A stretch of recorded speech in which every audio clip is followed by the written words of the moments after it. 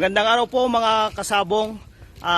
For today's video po ay pag-uusapan natin ang about sa shipping. Dahil nga po napakarami po nating mga kasabong, ka-excellence all over the country ang nagtatanong na ano ba talaga itong policies ng pag-ship ng manok panabong. Alam naman po natin na nasa gitna pa tayo ng crisis for avian influenza at talagang madaming policies po na pinalabas dito sa restriction. Ang tanong po, makakapag-ship na po ba ng manok? Papaano makakapag-ship? Ano-ano ang mga requirements na kailangang i-comply? Yan po yung sasagutin natin dito sa video natin na ito. Lagi lamang pong mag-like, share, and subscribe sa ating YouTube channel, Doc Dimac Excellence, para po ma-update sa mga kaganapan sa ating game fowl industry. Maraming salamat po. Unang tanong, maaari na bang mag-ship ng manok panabong? Maaaring makapag-ship ng manok panabong kung ito ay galing lamang sa mga rehiyon na walang kaso ng bird flu.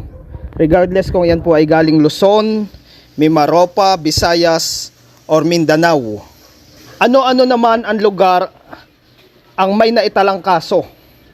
Ito pong makikita nyo sa listahan na nasa slide ay as of June 2022 na nakuha namin mula sa discussion with BAI sa stakeholders meeting na ginawa nila bago nilabas po ang memo circular number 27. So ito po ang pwede natin maging reference. Pwede pa rin po tayo magtanong sa mga provincial veterinary office o kaya city vet office kung yung nasasakupan bang lugar ninyo ay considered as AI free regions. Kung kasali ako sa mga lugar na walang bird flu case, ano-ano ang mga requirements para makapagpa-ship? With farm accreditation, ito po yung mga requirements. ADMCC o Animal Disease Monitoring Compliance Certificate. Negative AI test result, valid po only 3 months. Certificate of pre-status. Notice of acceptance to destinations province. Veterinary health certificate signed by your veterinarians and confirmed by LGU vet. Handlers and transport permits. And NVQSD issued shipping permit. Without farm accreditation, ito naman po yung mga requirements. Negative AI test result, valid for 1 shipment only. Certificate of pre-status. Notice of acceptance to destination province. Veterinary health certificate signed by your veterinarian and confirmed by LGU vet. Handlers and transport permits. NVQSD issued shipping permit. Paano kami magpapa-AI test? Para sa mga panabong na manok na nasa region na walang kaso ng bird flu, maaari kayong pumunta sa inyong mga local, city, municipality, provincial veterinary office para humingi ng request sa blood collection.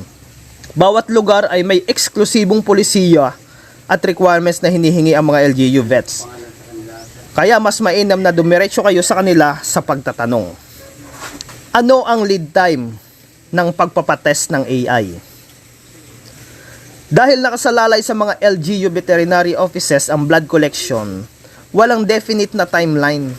Mayroong vet offices na mabilis tumugon sa request, mayroon din naman na probinsyang naghahanap muna ng ilang requirements katulad ng AWA, Animal Welfare Registration Certificate, bago sila mag-schedule ng blood collection. Gaano katagal ang resulta ng AI bago lumabas?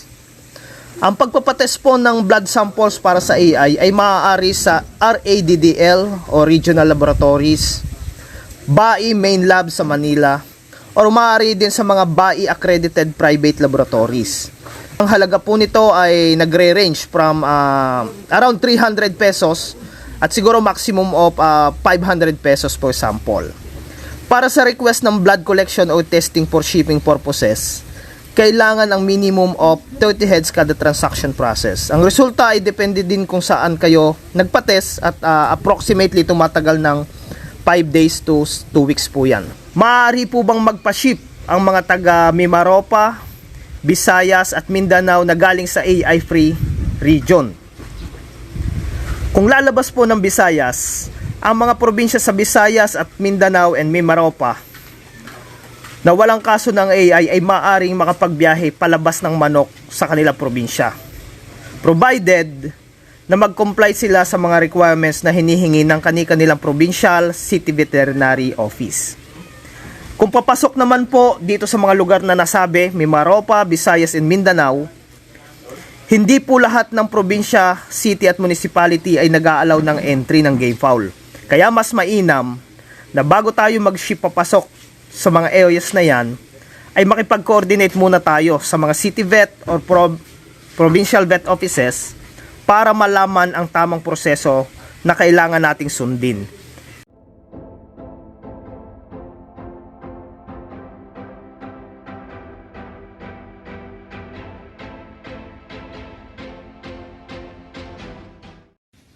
So, yan po naipaliwanag natin sa inyo yung mga kailangan na ma-comply ng isang farm o ng isang breeder na mag-ship ng manok kung gusto nyo magtawid o mag-travel ng manok. Pero ito nga po ay ini-emphasize natin, kailangan, ang allowed pa lang po ngayon ay galing sa AI-free regions. At kahit galing ka na sa AI-free regions, medyo marami pa rin pong requirements na dapat i-comply ating mga farm, at sana po nakapagdulot ito ng kalinawan sa atin, sa inyong mga katanungan pagdating po sa restriction ng shipping. Kami naman po on the part of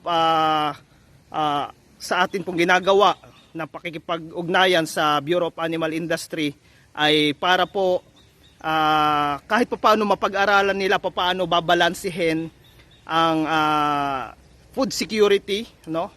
Safety ng poultry industry, at ito pong mabigyan ng consideration ang game fowls, kasi tayo po talaga yung heavily restricted at talagang total ban pa yung galaw before. Pero ngayon, dahil nga po sa ating pakikipag-ugnayan sa kanila, na-consider po yung sa mga AI-free regions. At kaya nga lang po, kailangan sumunod sa mga requirements na itinilaga nila para masiguro at safe na maipapa-transport natin yung ating mga manok, na tulong na rin po natin sa industriya ng poultry para maiwasan ang pagkalat po ng avian influenza. Sa susunod po na video natin ay ipapaliwanag naman natin itong detalyadong proseso, papaano naman natin matutulungan ang ating mga kasabong, lalong-lalo na yung malalaking farm, na mag-ayos ng tinatawag nating farm accreditation. So yan po yung ipapaliwanag natin sa susunod na video para mas mag-guide po natin kayo at hindi kayo magkaroon ng trouble o restriction sa mga pagta-travel natin, dahil alam po natin grabe na po yung epekto sa negosyo ng manok panabong itong mga travel ban na ito. So sana po ay magkatulungan po tayo this time. So muli po, Doc Ramil de Maculangan sa ating YouTube channel, Doc Dimac Excellence. Salamat po.